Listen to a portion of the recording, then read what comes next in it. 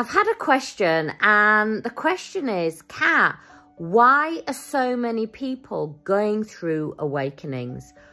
Kat, what happened in 2012 that, you know, changed everything? And they feel that their life really changed in 2012. Well, lots of us received the calling round about 2012. That's when a lot of people, their awakening journey, some were already on the journey. I know for myself, I'd been on the journey for years already, but 2012 took me into a deeper level.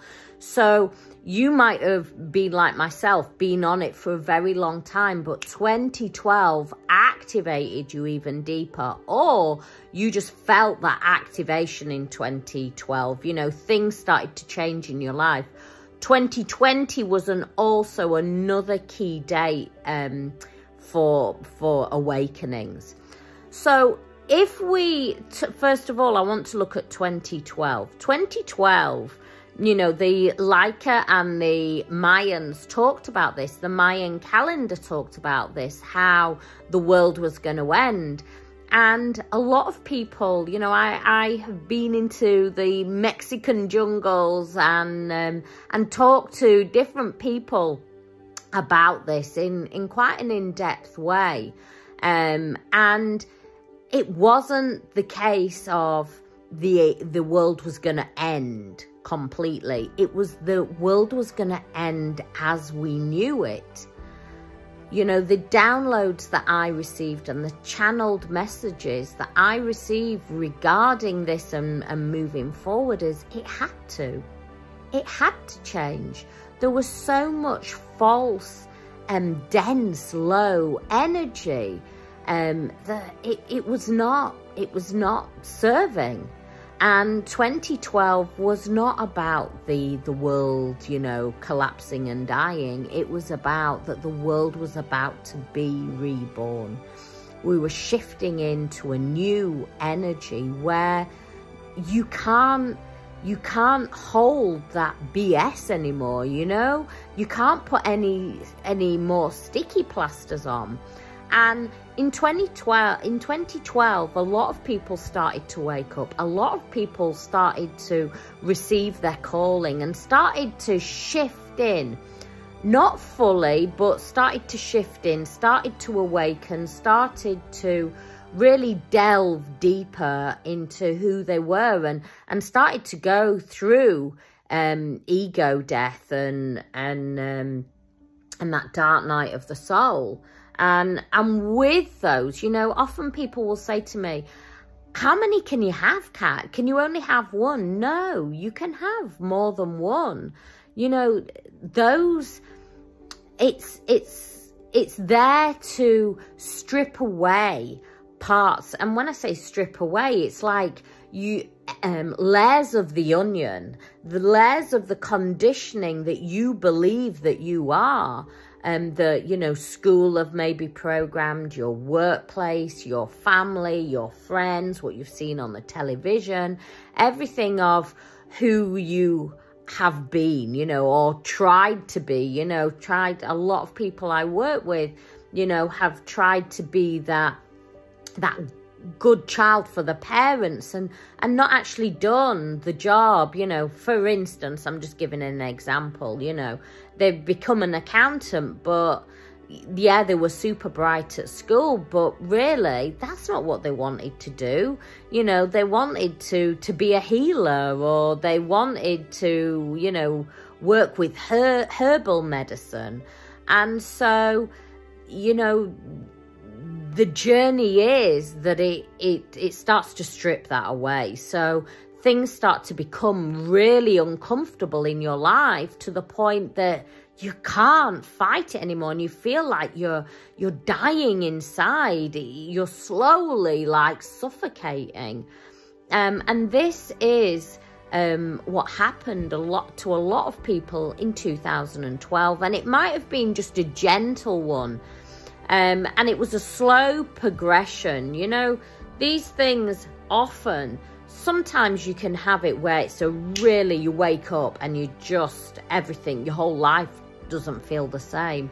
but often it's a slow progression that you move through. So 2012 really started to kick this off for a lot of people, where people were questioning, you know, their life, what they wanted. But, you know, people made shifts, but not massive shifts. And then 2020 happened. You know, a lot of people look at 2020 of, you know, it was just about COVID. It was just about, you know, staying home, staying in, so you didn't catch anything.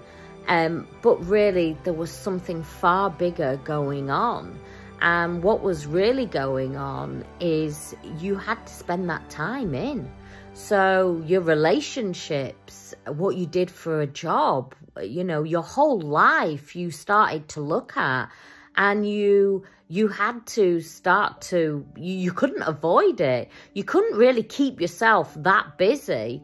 You know, a lot of the time people avoid really looking at themselves and really delving deep into who they truly are, and really allowing that unfolding of their authentic self, because they keep themselves busy. You know, they get up early, they maybe go to the gym, or they get up, rush straight into work. They work all day, do a really long day's work. They go to the gym, come home, have tea, you know, maybe watch a bit of telly, and then they're in bed, and then you know, it starts again, and they're on that conveyor belt of life. Weekends, they keep themselves busy, so they don't have to slow all the way down and really look at themselves. When we start to go through dark night of the soul and ego death, and then you start to go into that solitude phase, you cannot help the way that it is designed, the way that the soul slows your whole world down, and how everything starts to crumble around you. You cannot help but look at yourself. You cannot help but assess what is going on in your life. You have to. You cannot avoid it anymore. And if you try and avoid it, it becomes painful and uncomfortable.